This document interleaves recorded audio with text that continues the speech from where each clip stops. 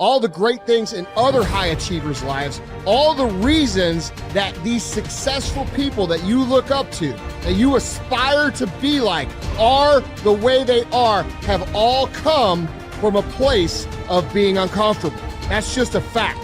Single biggest reason why people have bad days is because they start them off by looking around at everybody else and seeing what they're doing instead of having the focus and the discipline to actually start your day off with you in control.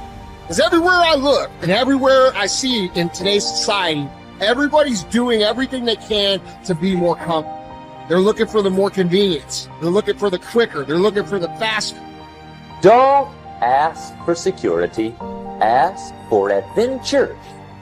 And see, it's not important how long you live. What's important is how you live. You know, I think people are always looking for some sort of, remedy or some shortcut that's going to make them be able to do things that are hard easier. But no, they're hard things for a reason.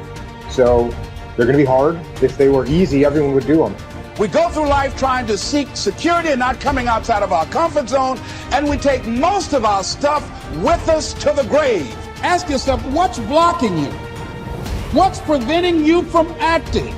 Why don't you have the courage to handle that? Why won't you face that? What are you running away from? What kind of avoidance behavior are you engaged in? Next is, what is the worst thing that can happen when you take action? But you have to make a conscientious decision that you're going to change. And it's not dependent on anybody else. Self-discipline begins with the mastery of your thoughts. If you don't control what you think, you can't control what you do. Understanding how to set up daily routines with alternating brain and body training and killing procrastination. Each and every day that you are breathing in this world, each and every day that you are doing something in this world, you should be focusing on getting better, not worse. Show me your character. Remain disciplined. Stay strong. When it all seems hopeless, keep plugging away. Nothing can stop you if you don't stop for anything. Don't stop for anything. Never break your discipline.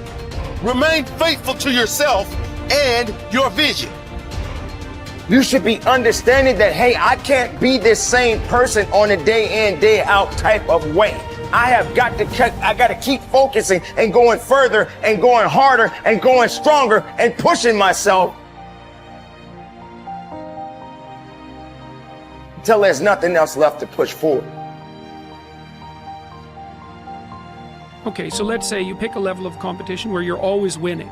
It's like, well, all that means is you've picked the wrong level of competition. Yes. Because, let's say you're a grandmaster chess player and all you do is play amateurs, and every night you go home and congratulate yourself on what a genius you are because you just stomped these people left, right, and center. It's like, you're not a genius, you're dimwit. Right. What you should be doing is playing people who are beating you as much as you can tolerate. Right. So maybe that's 40% of the time, maybe it's 60% of the time. But that way, because to be a winner, you want to be disciplined, you want to know what you're doing, and then you want to be on the edge where your skills are being developed. And if you're going to be on the edge where your skills are going to be developed, you're at a place where losing is always a possibility, because otherwise you're not pushing yourself beyond your current capacity. And so one of the things that I've outlined in 12 Rules for Life is a theory of meaning. Because meaning, as far as I'm concerned, the sense of meaningful engagement is the antidote to malevolence and suffering, essentially. Because you want to have a life that's so engaging that you think, despite the fact that I'm limited and that we're mortal and that life is tragedy and there's evil in the world, despite all that, this is worth doing. And I think that there's a technical meaning that genuinely exists, and that's the meaning that you get when you're in a domain where you have some discipline and some skill. So you're laying out your competence and your ability, but you're simultaneously pushing yourself to develop past where you are. That's really engrossing. What that is doing is expanding your competence. And so life is suffering and betrayal in many senses of the word. But you can adopt a way of traversing through life that is more powerful than the tragedy and the malevolence. It is hard to have the success you want. It's hard to have a jet and freedom and extra houses. And it takes hard work and it takes time. And there's no shortcut. I don't care what anybody thinks. There's no shortcut. Maybe you could have bought Dogecoin and you got lucky. That is the rarest thing in the history of the world. Ed and I would bet we agree. I don't even know. Neither one of us probably invested in crypto when all of our friends said to, because we didn't know it, we didn't feel it, and we missed it. So I'm so blessed if you did for you, but that's not where true wealth is made. You have to work 50% harder than you think you do. You have to get kicked in the teeth more than you think. You have to get questioned by your friends and family and look like the dreamer twice as much as you think. The people you thought were going to support you aren't. Some people are going to talk behind your back. Some friends are going to leave you, and guess what? It's worth every freaking penny. It's worth every moment, every disappointment. There was a gentleman named David Kekich. I met him. He was paralyzed from the neck down. And not always paralyzed. I think it was a jogging car accident. And he had these Kekich credos. It was like a business card that folded out.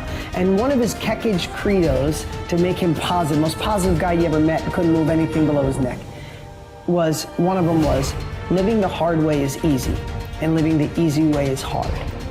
So before I answer this about multiple streams of income, I think it's really important I tell you this. Living the hard way makes it easy. I could blame a lot of people. And that's the book I was reading. And I put it off on everybody else. It wasn't until I said, you know what, for me to fix this, I gotta read what the f is wrong with David Goggins. Not blame anybody. Read my book and say, okay, I'm afraid of my shadow.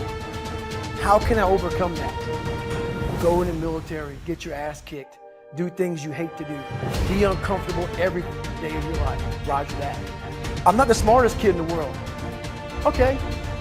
Instead of somebody saying, oh no, you're smart. No, don't say that to yourself. I said to myself, no, I'm a dumb motherfucker. Okay, roger that. How you get smarter? Educate yourself. So the things that we run from, we're running from the truth. We're running from the truth, man. So the only way I became successful was going towards the truth. As painful and as brutal as it is, it changed me. It allowed me to become, in my own right, who I am today. If you do what other successful people do over and over again, nothing can stop you from eventually enjoying the same rewards that they do. But if you don't do what successful people do, nothing can help you. Success is not an accident. Sadly, failure is not an accident either. You succeed when you do what other successful people do over and over until these behaviors become a habit. Likewise, you fail if you don't do what successful people do. In either case, nature is neutral. Nature does not take sides. Nature doesn't care. What happens to you is simply a matter of law. The law of cause and effect. You can look at yourself as a machine with a default mechanism. Your default mechanism is the almost irresistible attraction of the expediency factor. In the absence of self-discipline, your default mechanism goes off automatically. This is the main cause of underachievement and the failure to realize your true potential.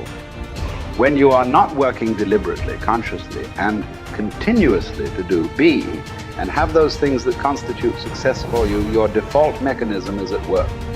You end up doing those fun, easy, and low-value things in the short term that lead to frustration, financial worries, and failure in the long term. One of the most important requirements for success, once you have decided what it is that you want, is the quality of willingness. Successful people are willing to pay the price, whatever it is and for as long as it takes, until they achieve the results they desire. Everyone wants to be successful. Everyone wants to be healthy, happy, thin, and rich. But most people are not willing to pay the price. Occasionally, they may be willing to pay the price, but they are not willing to pay the whole price. They always hold back. They always have some excuse or rationalization for not disciplining themselves to do everything that they need to do to achieve their goal. How can you tell when you have paid the full price of success? It's simple. Look around you. There it is. You can always tell how much of the price of success you have paid by looking at your current lifestyle and your bank account. By the law of correspondence, Your outer world will, like a mirror, always reflect the person you are and the price you have paid on the inside.